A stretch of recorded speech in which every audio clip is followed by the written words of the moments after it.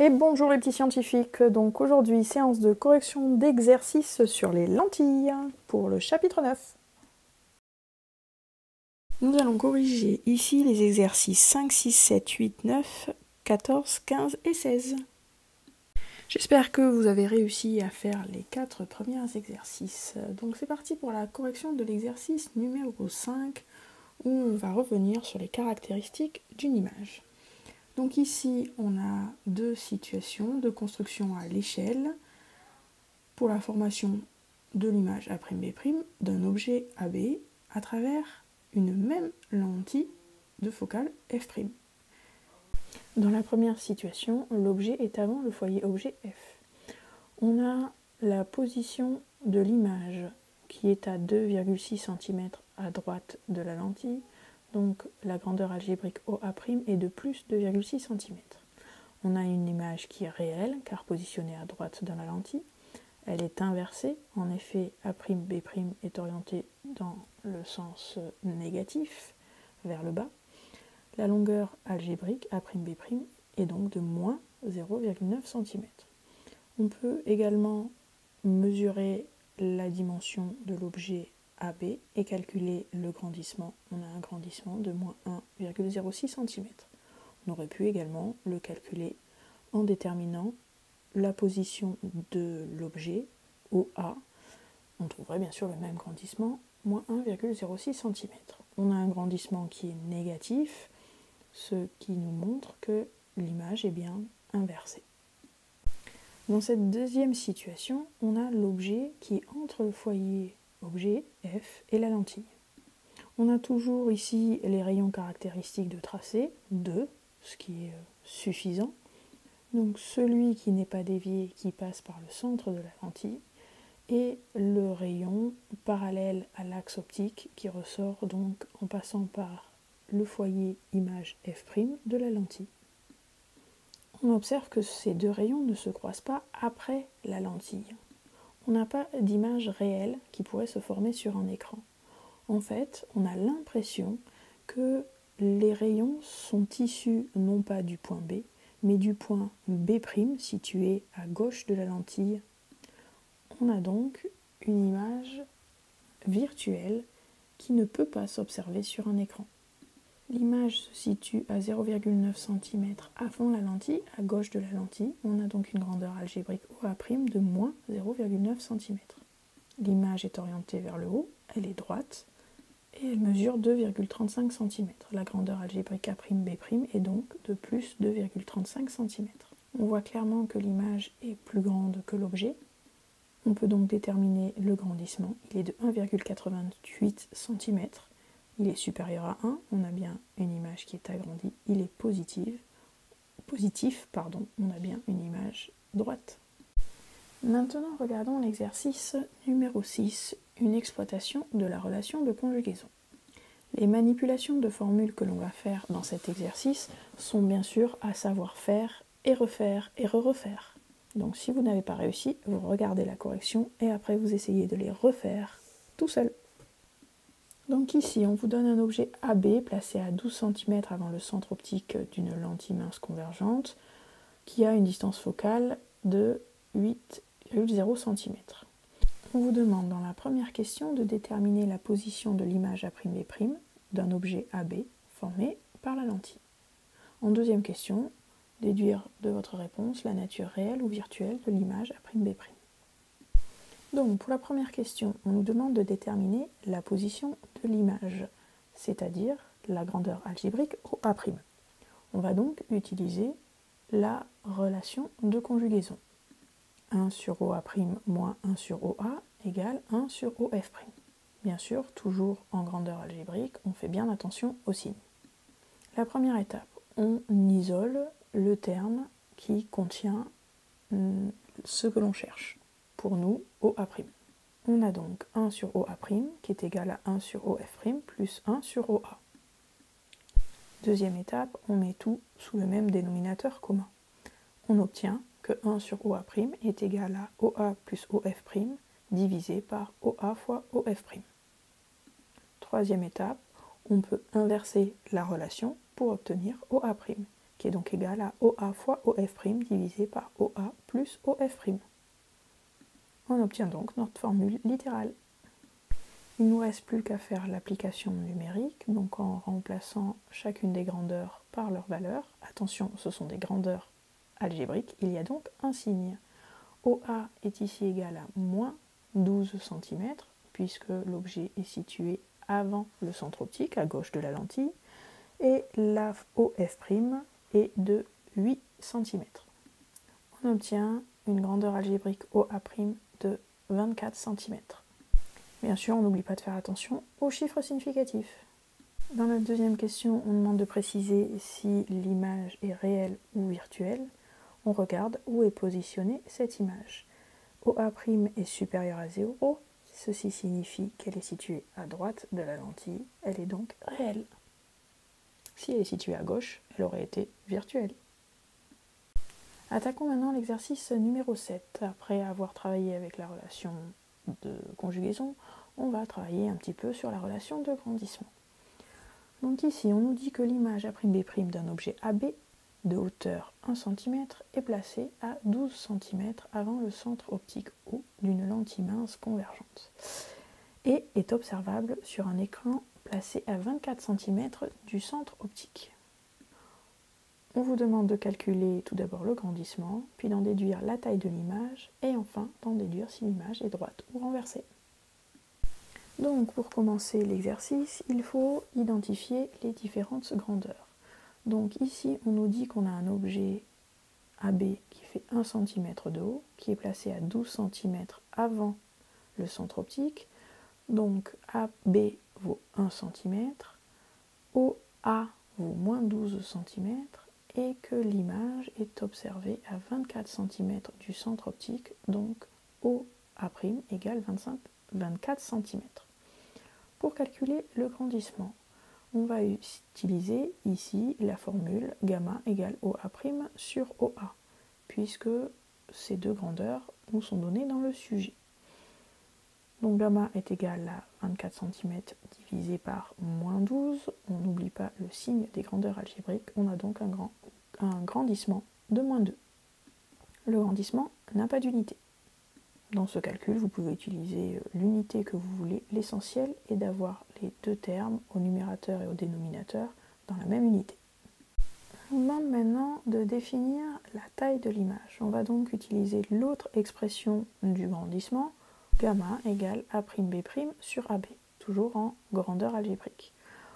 On inverse cette grandeur pour isoler le terme qui nous intéresse, c'est-à-dire A'B', qui est donc égal à gamma fois AB.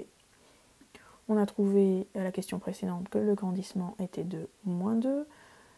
La taille de l'objet AB est de 1 cm. On a donc A'B' qui est égal à moins 2 cm. On a ici un grandissement qui est inférieur à 0. On obtient donc une image qui est inversée. Donc pour cette question, on nous demande de calculer une distance focale d'une lentille. On va donc ici revenir à notre relation de conjugaison. On nous dit que l'image A'B' d'un objet AB, placé à 12 cm avant le centre optique O d'une lentille mince, se forme à 6,0 cm du centre optique. Dans une première question, on nous demande de calculer la distance focale de cette lentille. Et ensuite, dans une deuxième question, on nous demande de dire si cette lentille est convergente ou divergente, sachant qu'une lentille convergente a une distance OF' qui est positive. Donc pour répondre à la première question, on repart de notre relation de conjugaison, 1 sur OA' moins 1 sur OA égale 1 sur OF', que l'on va modifier de façon à isoler le terme qui contient la grandeur algébrique que l'on cherche à déterminer, c'est-à-dire ici OF'. On obtient donc 1 sur OF' égale 1 sur OA' moins 1 sur OA. La deuxième étape est de tout mettre sous le même dénominateur commun. On obtient donc 1 sur OF' est égal à OA moins OA' sur OA fois OA'. J'inverse la relation pour obtenir la grandeur algébrique OF', qui est donc égale à OA fois OA' divisé par OA moins OA'. voici ma relation littérale.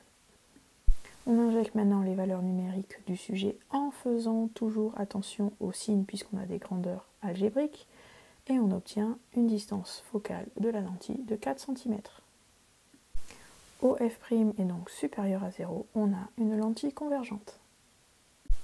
On ne perd pas la main, une petite étude graphique, un petit tracé de courbe sur la calculatrice. Je pense que maintenant vous avez bien compris que l'étude graphique et le tracé de courbe est un outil très utilisé par le physicien. Donc pour cet exercice 9, on vous dit que l'on forme l'image A'B' d'un objet AB par une lentille mince convergente de centre optique O et de distance focale inconnue. On réalise plusieurs réglages. Pour chacun, on relève les grandeurs algébriques OA et OA' qui correspondent respectivement à la position de l'objet et de l'écran où l'image est observée.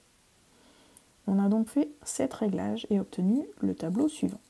À la première question, on vous demande, à l'aide du tableau, de tracer sur votre calculatrice la droite 1 sur OA' en fonction de 1 sur OA. Attention, vous allez avoir des manipulations à faire. Ensuite, de déterminer l'équation mathématique de cette droite, y égale f de x, d'en déduire l'équation physique de cette droite.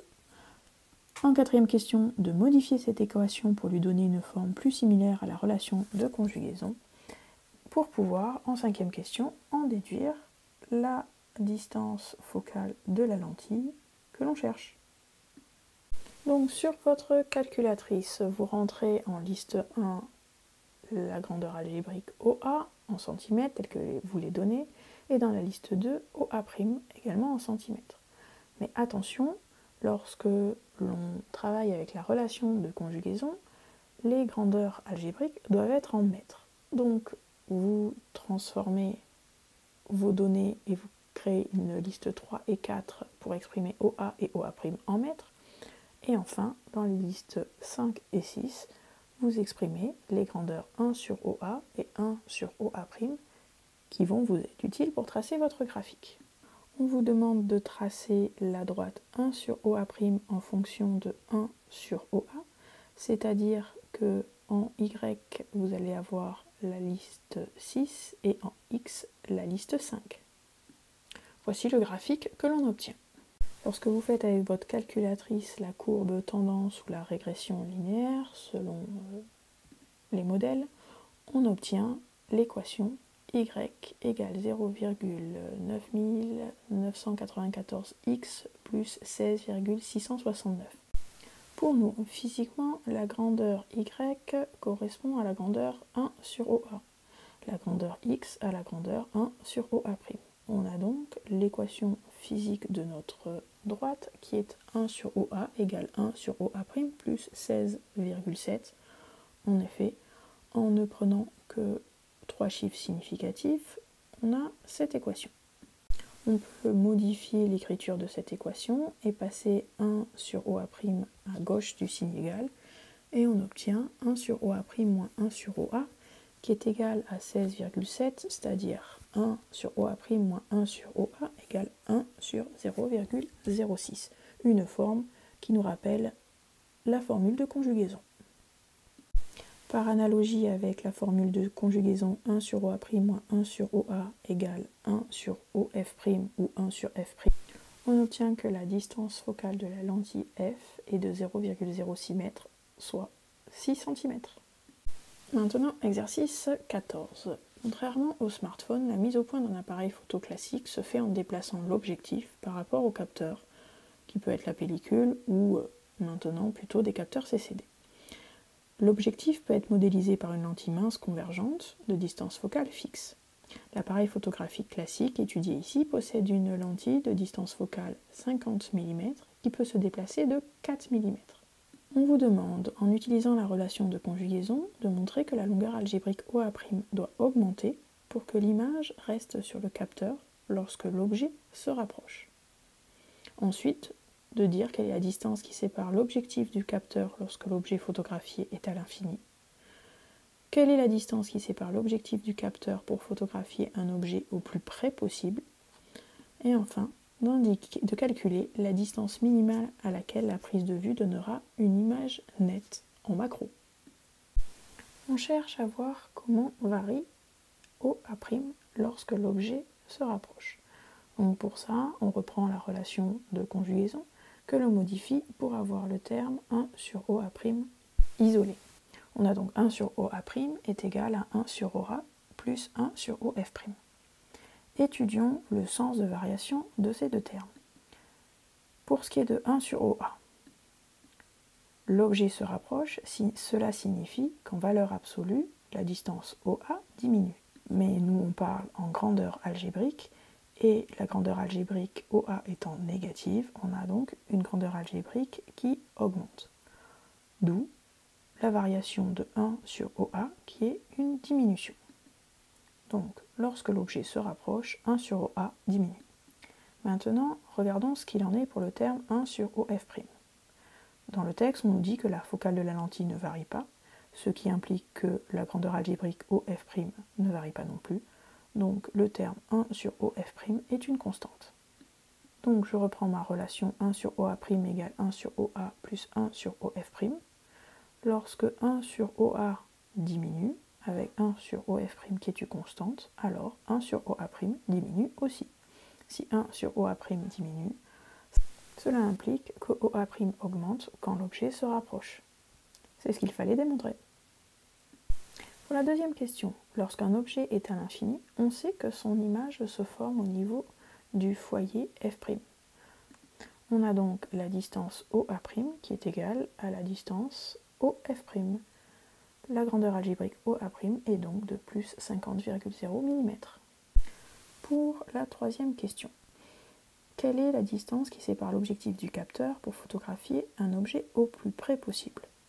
Alors, reprenons la deuxième question. Nous avons vu que lorsque l'objet est au plus loin, c'est-à-dire à l'infini, la distance qui sépare l'objectif du capteur est de 50 mm. Lorsque l'objet sera maintenant au plus près, on va avoir l'objectif qui va se déplacer. On a vu qu'il pouvait se déplacer au maximum de 4 mm et on a vu également à la première question que lorsque l'objet se rapprochait, on avait la distance OA' qui augmentait. On a donc la distance qui va augmenter de 4 mm à partir de 50. Ça nous fait donc une distance OA' de 54 mm. Quatrième question. Calculer la distance minimale à laquelle la prise de vue donnera une photo nette. Ici, on nous demande de chercher la valeur minimale de OA en connaissant la valeur maximale correspondante OA' de 54,0 mm. On utilise donc la relation de conjugaison dans laquelle on réinjecte les valeurs OA' de 54 mm et OF' de 50 mm. On obtient une distance OA de moins 67,5 mm. Donc en dessous de 6,75 mm de l'objectif, on obtiendra une photo floue. Exercice 15. À l'aide d'une loupe de distance focale de 5 cm, un détective observe une petite tache de taille de 1 mm sur le sol du lieu d'une enquête policière. Le sol est à une distance de 4 cm de la loupe. On vous demande tout d'abord de lister les valeurs des grandeurs algébriques qui sont données dans le sujet, ensuite de déterminer la position, la taille de l'image, de préciser si l'image est droite ou renversée, réelle ou virtuelle, réduite ou agrandie, et enfin de réaliser le schéma optique de la situation à l'échelle selon l'axe X et à l'échelle x5 selon l'axe Y. On vous donne quelques petits conseils pour y arriver. Vous devenez maintenant des spécialistes de l'optique géométrique et des grandeurs algébriques. Donc on a donc ici OF' égale 5,0 cm, AB égale 1,0 mm et OA égale moins 4,0 cm. Pour la deuxième question, vous avez donc utilisé la formule de conjugaison puis celle du grandissement pour trouver une grandeur algébrique OA' de moins 20 cm et une grandeur algébrique A'B' de 5,0 mm. Vous avez trouvé soit en calculant le grandissement ou en comparant les grandeurs de l'objet et de l'image que celle-ci était agrandie, et vous avez trouvé également que l'image est droite puisque A'B' est positif, ainsi que le grandissement si vous l'avez calculé. Donc maintenant, vous avez dû prendre une feuille à petits carreaux ou en papier millimétré. Comme le conseil l'indique, vous la prenez en position paysage et vous mettez la lentille relativement à droite de la feuille à 6 cm du bord. Il vous est demandé de tracer le schéma en prenant deux échelles différentes.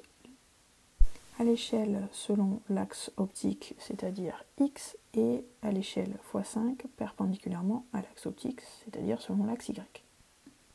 En effet, c'est la magie de l'optique géométrique et de Thalès, même si un schéma n'est pas fait à la même échelle sur les deux axes, ça fonctionne.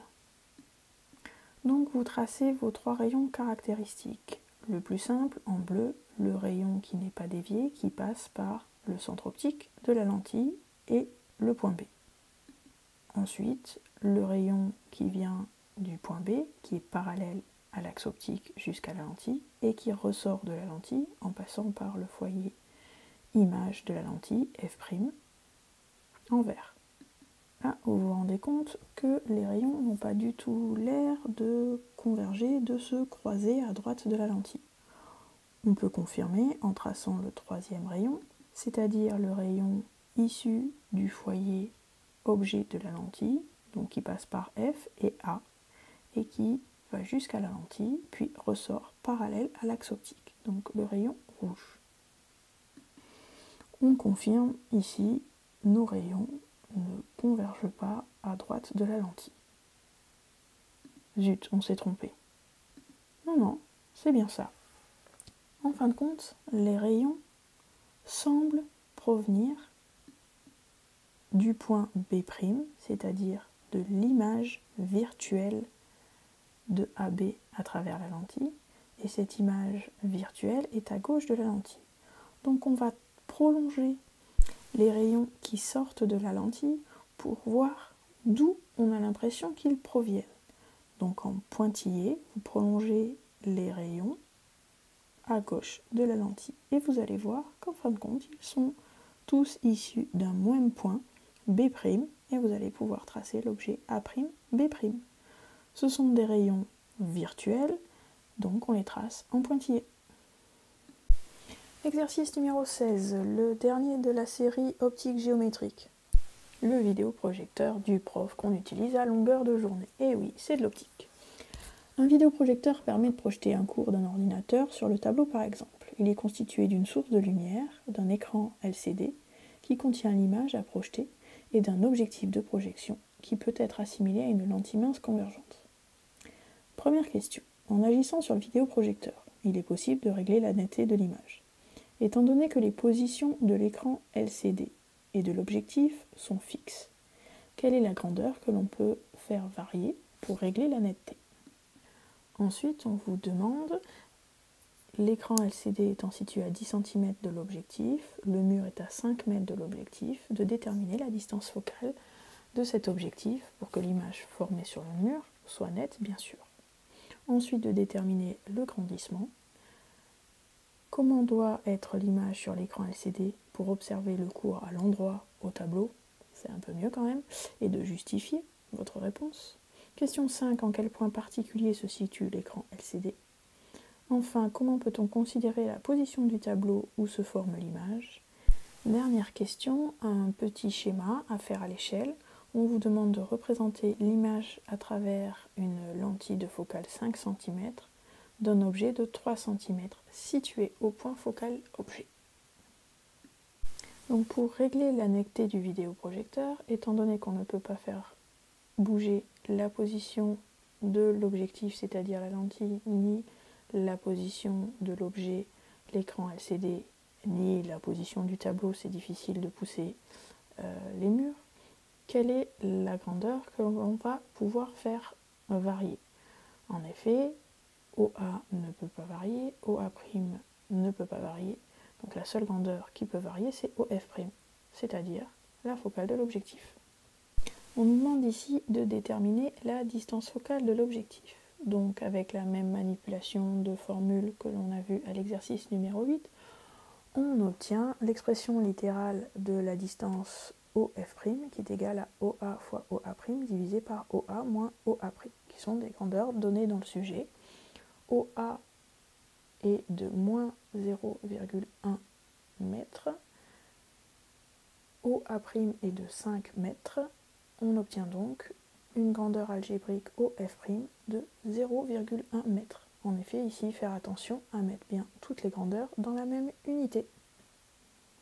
On a donc une lentille de focale 10 cm. Pour calculer le grandissement gamma de ce vidéoprojecteur, on va utiliser l'expression A'B' sur AB, puisqu'on a les données dans le sujet. Donc gamma est égal à 5 mètres sur moins 0,1 mètre. On fait attention encore de mettre tout dans la même unité. On a donc un grandissement ici de moins 50. Je rappelle, le grandissement n'a pas d'unité. Donc on voit bien ici que notre grandissement est négatif, c'est-à-dire que par rapport à l'objet, l'image est inversée. Il faut donc au départ que notre cours sur l'écran LCD soit à l'envers pour avoir un cours au tableau à l'endroit. Sinon, ça donne ça. En fait, l'objet, l'écran LCD, se trouve à un point particulier par rapport à la lentille. En effet, à la question 2, on a déterminé la distance OA et on a vu qu'elle était de 10 cm, ce qui correspond à la focale de la lentille. Donc, l'objet se situe dans le plan focal objet, c'est-à-dire au niveau du point focal objet F. En effet, si un objet se situe dans le plan focal objet d'une lentille, alors son image se formera à l'infini. Comment peut-on en effet considérer la position du tableau par rapport à notre vidéoprojecteur? Notre tableau se situe à 5 mètres du vidéoprojecteur, dont la distance focale de la lentille est de 10 cm.